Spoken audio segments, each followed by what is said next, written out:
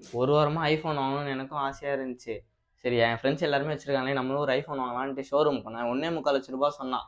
சரி வேற வழியே இல்லாம பக்கத்து தெருல ஹாஸ்பிட்டல்ல என் உடம்புல இருக்க எல்லா பார்ட்ஸும் எடுத்துக்கோங்கன்னேன். எல்லா பார்ட்ஸ்லாம் வேணாம்ப்பா, கிட்னி மட்டும் கொடுங்க போதும் அப்படின்னு. அதனால ஒரு கிட்னி மட்டும் வச்சுட்டு காசு வாங்கிட்டு வந்துட்டேன். என்னடா சொல்ற, பைத்தியமாடா நீ? அந்த காசுல தான் ஐஃபோனே வாங்கினேன். யாராவது கிட்னியை கொடுப்பாங்கடா, அறிவு இருக்காடா? ஒரு கிட்னி தான் கொடுத்தேன், இன்னொரு கிட்னி இந்த பக்கம் இருக்கு. தலையே சுத்துது. ஏன்டா இப்படி படாப்படுத்திக்கிட்டு என்னடா பண்ணிட்டு வந்திருக்க?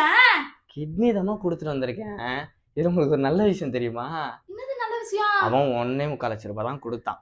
ஷோரூமுக்கு போனா 4000 ரூபாய் டாக்ஸ் மட்டும் போட்டான். வேற வழி இல்லாம ஹாஸ்பிட்டல் திருப்பி கால் பண்ணி ஒரு 4000 ரூபாய் போட்டு விடுங்கன்னா என்ன பிளாக் பண்ணிட்டான். விடுவனா நான் ஹாஸ்பிட்டல்ல சண்டையை போட்டு கிட்னி வாங்கிட்டு வந்துட்டேனே. இது கிட்னியை வாங்கிட்டு வந்துட்டியா? ஆமாமா, ஏன் கிட்னி இல்ல?